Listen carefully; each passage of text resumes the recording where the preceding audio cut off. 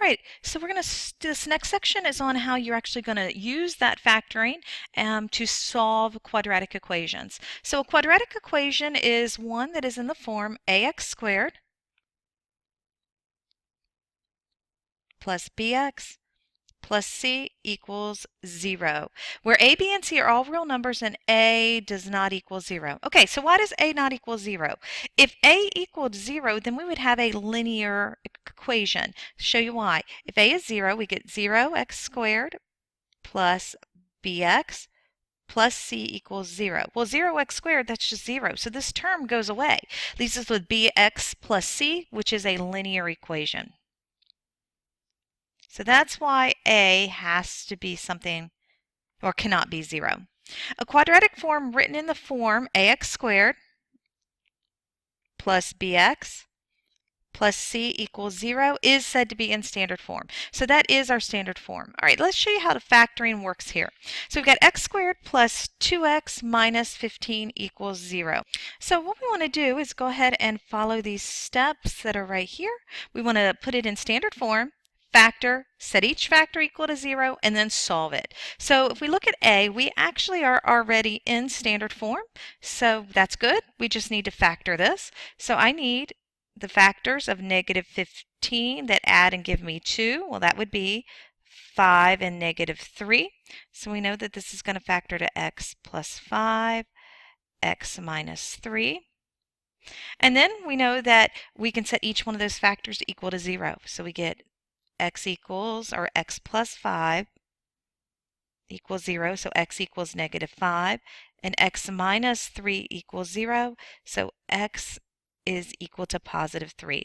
So our solution set here is negative 5, 3. Now, let's move on to the next one. X squared minus 5x equals 0. Well, it's in standard form, but if you notice, it's not a trinomial. So what we want to do is check to see if there's a greatest common factor or if it's a difference of squares. Now, in this case, it's a greatest common factor. Both of those terms have a common factor of x. So we're going to go ahead and factor that out. So we're going to pull that x out. And when we do, that leaves us with x minus 5 equals 0. So same thing. Set each factor equal to 0. And solve it. So we know our solution set here is x is 0 and x is 5. All right, let's try one last one, then we'll be done. We have 2x squared minus 5x equals 3. Notice that this is not in standard form, therefore we need to go ahead and put it in standard form, which means it needs to equal 0. So we're going to use inverse operations to go ahead and move that 3 to the other side. So we'll have 2x squared minus 5x minus 3 equals 0. So now we need the factors of negative 6, 2 times negative 3, that give us negative 5.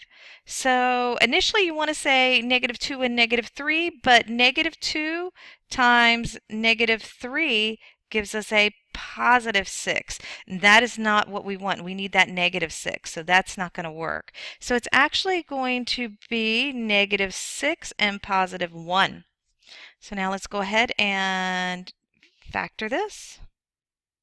So we're looking at 2x squared minus 6x, x minus 3, and let's look for those GCFs. So up top here we have an x, here we have a negative 3, here we have a 2x, and this one we have a 1.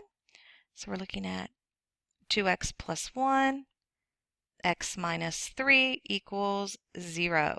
So we're going to set each one of those factors equal to 0. 2x plus 1 equals 0, and x minus 3 equals 0.